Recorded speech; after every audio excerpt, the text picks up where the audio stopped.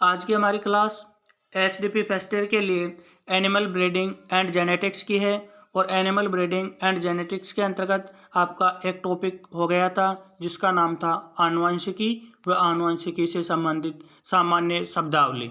और आज का हमारा टॉपिक है वो है वेरिएशन या विभिन्नता। तो अभी हम अपन देखेंगे कि विभिन्नता किसे कहते हैं, कितने प्रकार की होती है और पशु पक्षियों में किस प्रकार विभिन्नता उत्पन्न होती है।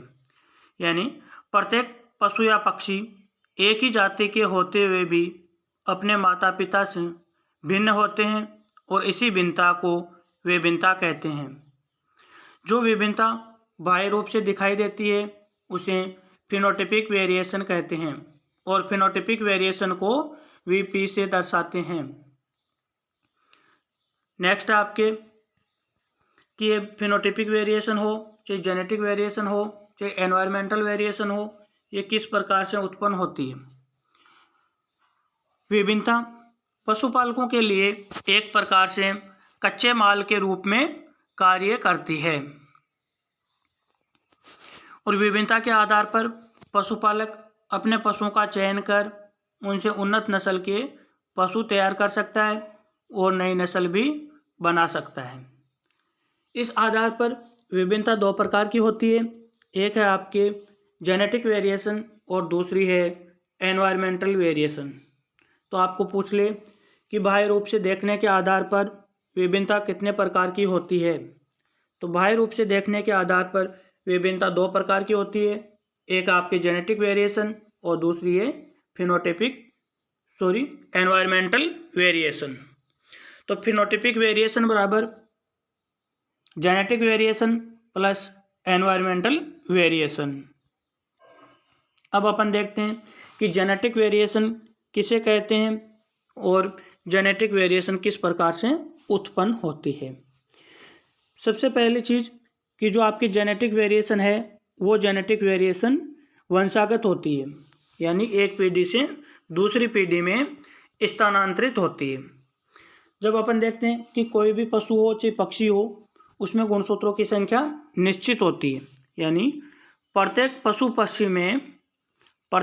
पक्षी में गुणसूत्रों की संख्या निश्चित होती है, परंतु गुणसूत्रों पर जीन का एक समूह होता है और यह जीन युग्मित होता है। लेकिन जब विषम युग्मजी होते हैं, लेकिन जब जनक विषम युग्मकी होता है तो उनमें आपस में क्रॉस करवाते हैं तो उनसे उत्पन्न संतान 3:1 की विभिन्नता की संतान उत्पन्न होती है। ये चीज़ आपको इसमें याद रखने योग्य है। यानी यहाँ पे आपको मेंडल वाला नियम लेना है कि जब दो शुद्ध समयुग्मजी और विषमयुग्मजी, यानी लंबा और बौना मान लो आप कि एक लंबा पौधा है एक दूसरा बौना पौधा है, उसमें आपस में अपन क्रॉस करवाते हैं तो युग्मक बनाते हैं।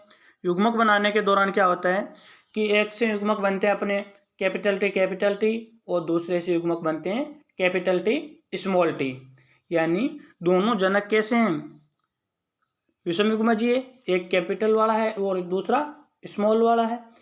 तो उनमें जब अपन क्रॉस करवाते हैं तो क्रॉस से उनका जो फिनोटाइप है वो फिनोटाइप अनुपात आपके होता है 3:1 होता है। और ये चीज़ आपको यहाँ पे याद रखनी है और ये चीज़ क्या है कि ये वंशागत होती है। नेक्स्ट आपके प्रत्येक पशु एक समय में फिनोटिपिक विभिन्नता उनके शरीर में उपस्थित जीनों के समूह पर निर्भर करती है। यानी कोई भी पशु हो चाहे पक्षी हो उसकी जो फिनोटिपिक वेरिएशन है वो वेरिएशन उस पशु पक्षी में उपस्थित जीन के समूह पर निर्भर करती है। अब अपन देखते हैं जेनेटिक वेरिएशन के कारण कि पशु पक्षियों में जेनेटिक वेरिएशन क्यों उत्पन्न होती है। तो सबसे पहले अपने को पता है कि कोशिकाओं में समसूत्री और अर्धसूत्री विभाजन होता है और उस विभाजन के कारण क्या होता है कि कोशिकाओं का समूह टूटता है, बनता है, उनकी संख्या भी घटती और बढ़ती है, जिसके कारण पशु पक्षियों में जेनेटिक वेरिएशन अपने को देखने को मिलता है। तो सबसे पहला कारक है इसका कि कोशिका के समसूत्री व अर्धसूत्री विभाजन के समय पृथक्करण एवं पुनः संयोजन के कारण, यानी सेग्रीगेशन एंड रिकॉम्बिनेशन के कारण। जब कोशिका विभाजन होता है तो कोशिका विभाजन के कारण गुणसूत्र पृथक होते हैं और पुनः जुड़ते भी हैं, तो इस क्रिया के कारण वहाँ पे क्या होता है, जेनेटिक वेरिएशन उत्पन्न होती है। दूसरा कारक है कोशिका विभाजन के दौरान जीनों के अलग होने की प्रक्रिया को पृथक्करण कहते हैं। जब सेल डिवीजन होता है और जीन या गुणसूत्र एक दूसरे से अलग होते हैं तो उस अलग होने की क्रिया को सेग्रीगेशन या पृथक्करण कहते हैं। दूसरी चीज़ है कोशिका विभाजन हो गया तो वहाँ पे क्या होता है, निषेचन होता है। तो जब निषेचन होता है तो जीन आपस में एक दूसरे से मिलते हैं और इस मिलने की क्रिया को क्या कहते हैं, पुनः संयोजन या रिकॉम्बिनेशन कहते हैं। अब अपन देखते हैं कि जो जेनेटिक वेरिएशन है वो कितने प्रकार की होती है। तो आपकी जेनेटिक वेरिएशन है वो 2 प्रकार की होती है। इसमें पहला प्रकार है आपका एडिटिव जेनेटिक वेरिएशन और दूसरा प्रकार है नॉन एडिटिव जेनेटिक वेरिएशन। सबसे पहले अपन देखते हैं एडिटिव जेनेटिक वेरिएशन, यानी जो पशुओं का समूह होता है उस पशुओं के समूह में ब्रीडिंग वैल्यू के कारण, यानी उनकी प्रजनन क्षमता के कारण जो भिन्नता आती है या जो विभिन्नता आती है उसे एडिटिव जेनेटिक वेरिएशन कहते हैं। यानी पशु समूह में ब्रीडिंग वैल्यू के कारण जो विभिन्नता आती है उसे एडिटिव जेनेटिक वेरिएशन कहते हैं। दूसरा आपके non additive genetic variation. Non additive इसका मतलब होता है कि पशु समूह में जीन कॉम्बिनेशन के कारण जो विभिन्नता आती है उसे नॉन एडिटिव जेनेटिक वेरिएशन कहते हैं। यानी पशु समूह में जीन कॉम्बिनेशन के कारण जो विभिन्नता आती है उसे नॉन एडिटिव जेनेटिक वेरिएशन कहते हैं। और आपके नॉन एडिटिव जेनेटिक वेरिएशन है वो पुनः 2 प्रकार की होती है। क्यों होती है? क्योंकि वहाँ पे क्या होता है, जीन का कॉम्बिनेशन होता है और जीन कॉम्बिनेशन के कारण नॉन एडिटिव जेनेटिक वेरिएशन है जो 2 प्रकार की होती है। पहला प्रकार है डोमिनेंस डेविएशन वेरिएशन। इसका मतलब होता है कि प्रभावी जीन के कारण पशु पक्षियों में जो विभिन्नता आती है उसे डोमिनेंस डेविएशन वेरिएशन कहते हैं। प्रभावी जीन के कारण जो भिन्नता आती है उसे डोमिनेंस डेविएशन वेरिएशन कहते हैं और इसे VD से दर्शाते हैं। दूसरा आपके एपिस्टेटिक वेरिएशन। एपिस्टेटिक वेरिएशन का मतलब होता है कि पशुओं में जीन की एपिस्टेटिक प्रभाव के कारण पशु समूह में, यानी एपिस्टेटिक वेरिएशन का मतलब होता है कि जीन की एपिस्टेटिक प्रभाव के कारण पशु समूह में जो विभिन्नता आती है उसे एपिस्टेटिक वेरिएशन कहते हैं। और एपिस्टेटिक वेरिएशन को VI से दर्शाते हैं। तो आपको पूछ ले कि जीनोटाइप या जेनेटिक वेरिएशन का सूत्र लिखिए, तो जेनेटिक वेरिएशन का सूत्र होता है आपके एडिटिव वेरिएशन, डोमिनेंस वेरिएशन और एपिस्टेटिक वेरिएशन, यानी VG बराबर VA plus VD plus VI। दूसरी विभिन्नता आती है आपके वातावरणीय विभिन्नता। वातावरणीय विभिन्नता का मतलब होता है कि पशु पक्षियों में वातावरण के कारण से जो भिन्नता आती है उसे वातावरणीय विभिन्नता कहते हैं। यानी पशुओं के फिनोटाइप में वातावरण के कारण से जो विभिन्नता आती है उसे एनवायरमेंटल वेरिएशन कहते हैं।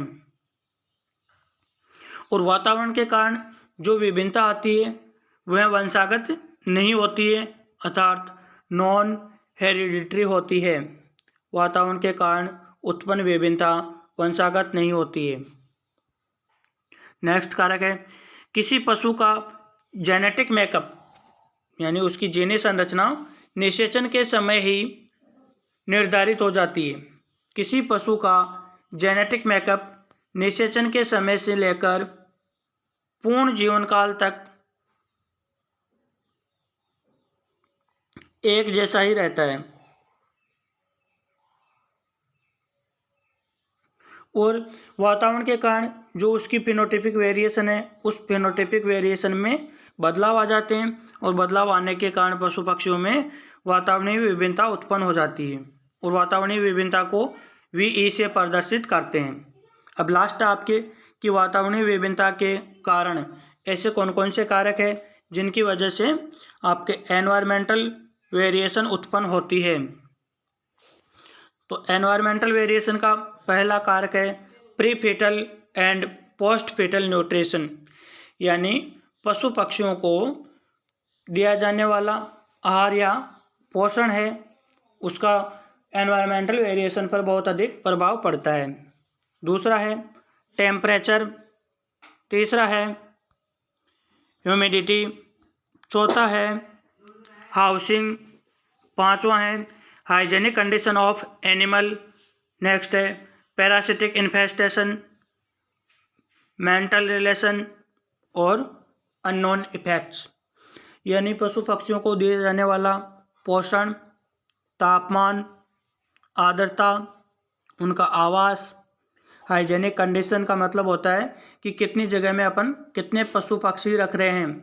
अगर कम जगह में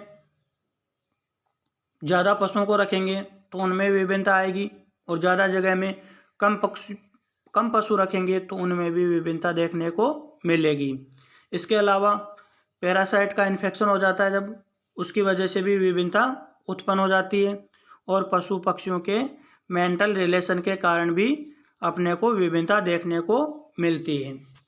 तो ये आपके एनिमल ब्रीडिंग एंड जेनेटिक्स में 2 चैप्टर कंप्लीट हो गए हैं और इनकी PDF है जो आपको व्हाट्सएप ग्रुप पे उपलब्ध करा दी जाएगी। धन्यवाद।